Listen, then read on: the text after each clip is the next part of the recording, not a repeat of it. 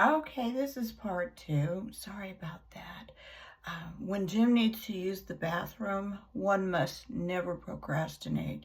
One must get up and get out of the way quickly.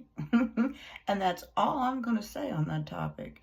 But anyway, for anyone who might honestly be thinking of setting up a service where people can talk to you, or maybe you and some of your friends did, have things on their mind. And if you are a bit older, sometimes you can seemingly be like that mom figure to where you're not the actual mom, so you're not going to cast punishment or judgment on them.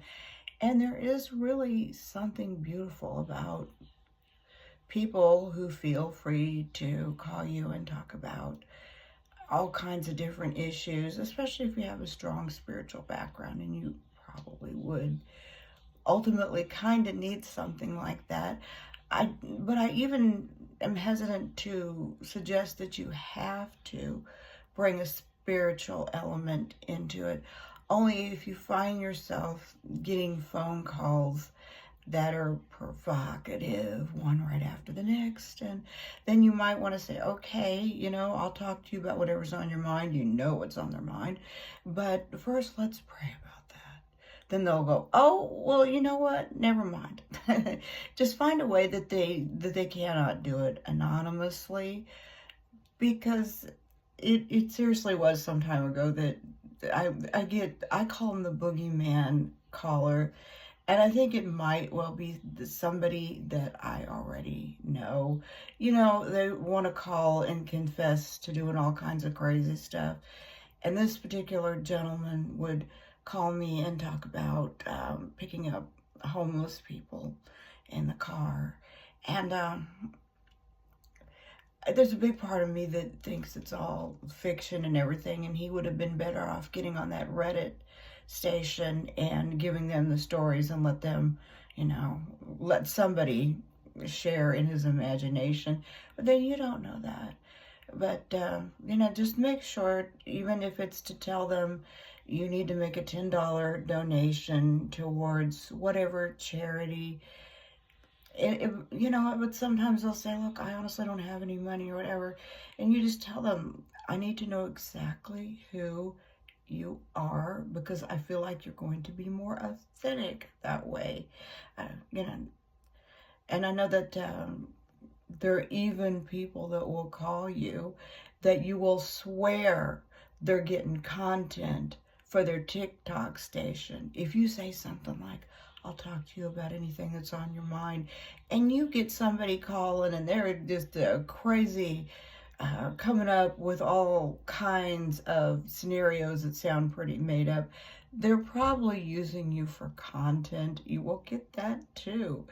But you'll also get some people that are pretty sincerely needing a friend to talk to. And it is not a bad thing to make that offer out there, but so that you don't get so bitter and freaked out, because when you allow people to talk about anything, all kinds of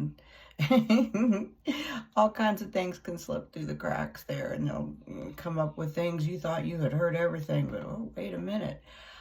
But anyway, I guess it's probably 1 hour away from time where I normally go out walking in the morning. And that's just another thing too. If you make it to where they can know who you are, but you can't know who they are, it's a disadvantage if you are a person who actually, gets out of the house and has a life. Always, always, always make sure that they do have to identify. Even if you say, I can't talk to you now, I'm going to call you back between 4 and 5. You have a phone number, and chances are it's a Google Voice or something to where it's a little harder to find out who it is, but not impossible by any stretch of the imagination. A good PI can do that in a matter of minutes. You need all of that. And it's tragic, isn't it, that you sincerely want to do something good because you know there's a lot of people cooped up in the house that need someone to talk to. But a few, and I promise you it is just a very few, but those few will mess with your mind to the point where you'll say, nah, I'm not doing this anymore.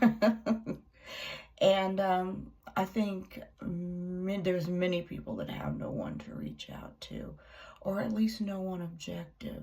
You know, they may well even have a significant other, but maybe they would just rather tell somebody else about it. Anyway, I'm going to let you go because I am going to maybe drink a Monster. I know that's so bad for people who already have anxiety, right?